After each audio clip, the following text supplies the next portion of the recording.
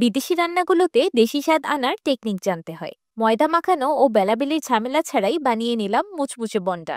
আপনিও মেহমান আসলে বা বিকালের নাস্তায় বুদ্ধি করে এটা বানিয়ে সবার প্রশংসা লুফে নিতে পারেন। আসসালামু আলাইকুম everyone, I am chef Ishika. Welcome back to iFood channel.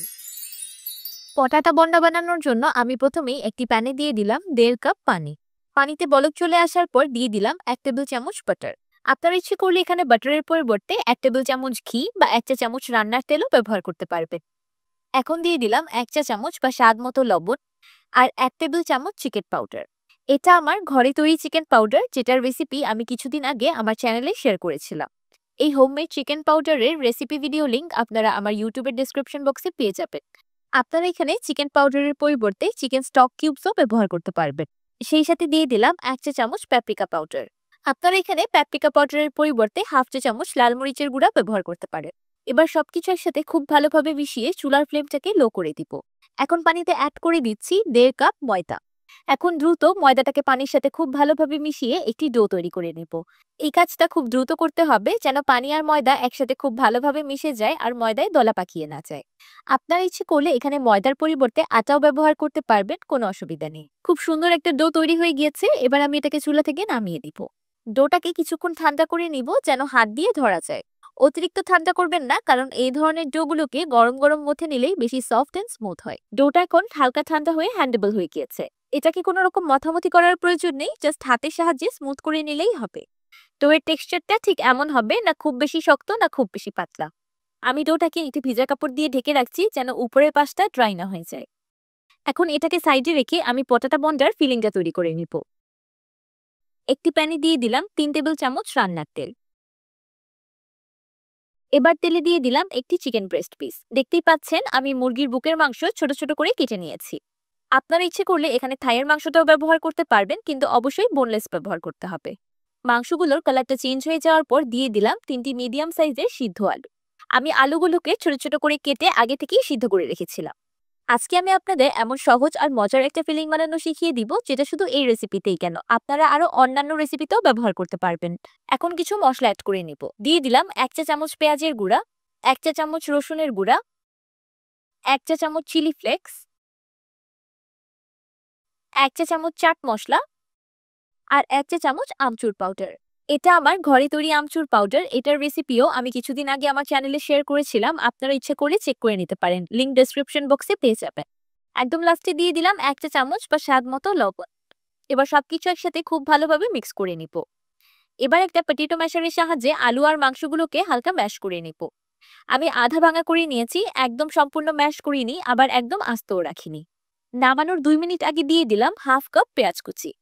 এই পেঁয়াজ কুচিটা একদম লাস্টের দিকে অ্যাড করে দেখবেন এই ফিলিংটার একদম টেস্টটাই চেঞ্জ হয়ে যাবে। এই বন্ডাগুলো খাওয়ার জন্য আলাদা করে কাঁচামরিচ বা পেঁয়াজ কিচ্ছু লাগবে না। খাওয়ার সময় যখন দাঁতের নিচে পেঁয়াজগুলো পড়বে তখন খেতে অসাধারণ লাগবে। একদম লাস্টে দিয়ে দিলাম আমার ঘরে তৈরি 1 চা চামচ ম্যাজিক মশলা। এটার রেসিপি লিংকও আমি ডেসক্রিপশন বক্সে দিয়ে রেখেছি, আপনারা ইচ্ছে করলে চেক করে নিতে পারেন। তাছাড়া আপনারা প্যাকেটের কিনা ম্যাজিক মশলাটাও ব্যবহার করতে পারেন। তো তৈরি হয়ে গেল পটাটা বন্ডার জন্য পটাটা ফিলিং। এইদিকে ডোটাও কিছুক্ষণ রেস্ট হয়ে গিয়েছে, তাহলে চলুন বন্ডাগুলো তৈরি করে নিই। আমি ডো থেকে একটি ছোট আকারে লেচি কেটে নিলাম। আপনার কষ্ট করে বসে বসে এই বন্ডাগুলোর শেপ দিতে হবে না, কারণ আজকে আমি আপনাদের একটি দারুণ টেকনিক শিখিয়ে দিব। এমন লেমন স্কুইজার আমাদের সবার বাসায় কিন্তু কম বেশি থাকে। ছোট্ট লেচিটাকে লেমন স্কুইজারের ভিতরে রেখে চাপ দিলেই তৈরি হয়ে যাবে সুন্দর বন্ডার শেপ। কত ইজি, তাই না? এই টেকনিকটা একবার শিখে গেলে কিন্তু ঘন্টার কাজ মিনিটেই করতে পারবেন। ডো থেকে ছোট ছোট লেচি কেটে জাস্ট এই লেমন স্কুইজারের ভিতরে রেখে একটা চাপ দিলেই তৈরি হয়ে যাবে এত সুন্দর একটা শেপ। মাঝখানে দিয়ে দিলাম আগে থেকে তৈরি করে রাখা পটাটা ফিলিং। এখন চারিদিক থেকে সিল করে নিলেই তৈরি হয়ে যাবে পটাটা বন্ডা। আমি বন্ডাগুলোকে মিডিয়াম সাইজ করে তৈরি করেছি। আপনারা ইচ্ছে করলে এগুলোকে আরেকটু ছোট বা বড় করেও বানাতে পারবেন। আপনারা ইচ্ছে করলে এগুলোকে এই পর্যায়ে যে কোনো এয়ারটাইট কন্টেইনার বা জিপলক ব্যাগে ভরে ডিপ ফ্রিজে সংরক্ষণ করতে পারবেন 30 দিনের মতো। কিন্তু আপনারা যদি এগুলোকে সংরক্ষণ করতে চান তাহলে ফিলিং এ কাঁচা পেঁয়াজ ব্যবহার করা যাবে না। আমি যতটুকু ময়দা ব্যবহার করেছিলাম ততটুকুতে আমার 50 গ্রাম করে 10টা বন্ডা হয়েছে। আমার সবগুলো পটাটা বন্ডা তৈরি করা হয়ে গিয়েছে। এখন এই পটাটা বন্ডাগুলোকে ভাজার পালা। বন্ডাগুলো ভাজার জন্য আমি একটি প্যানে পরিমাণ মতো তেল গরম করে নিয়েছি। তেলটা গরম হয়ে যাওয়ার পর চুলার ফ্লেমটা মিডিয়াম টু লোতে করে দিতে হবে। অতিরিক্ত গরম তেলে বা আঁচে বন্ডাগুলো ভাজা যাবে না, তাহলে বাহির থেকে কালার চলে আসবে আর ডোটা ভিতর থেকে কাঁচাই রয়ে যাবে।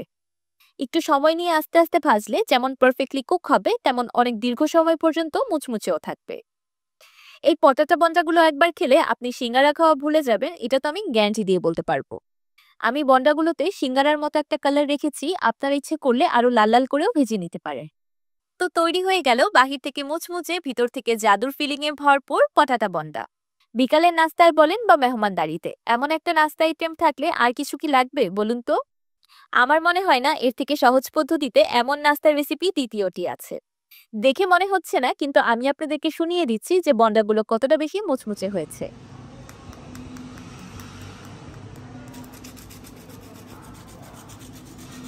এই পচাতা বন্ডাগুলো বানানো যেমন সহজ, খেতে তেমনই মজা। আরেকটি মজার বিষয় হলো, আপনারা এই বন্ডাগুলো ডুবো তেলে ভাজতে না চাইলে ওভেন বেক বা এয়ার ফ্রায়ার করে নিতে পারবেন। আমার বাসায় তো এই পটাটা বন্ডাগুলো নিয়ে কাড়াকাড়ি লেগে গিয়েছিল। আপনারাও কিন্তু আমার মতো এত কম বানিয়ে ভুল করবেন না, বানালে একটু বেশি করেই বানাবেন। আমার আজকের এই পটাটা বন্ডার রেসিপিটি আপনাদের কাছে কেমন লাগলো আমাকে কমেন্ট করে জানাতে ভুলবেন না কিন্তু। যদি ভালো লেগে থাকে অবশ্যই একটি লাইক দিয়ে দিবেন আর আমার চ্যানেল সাবস্ক্রাইব করে আমার চ্যানেলের পাশেই থাকবেন। আল্লাহ হাফেজ।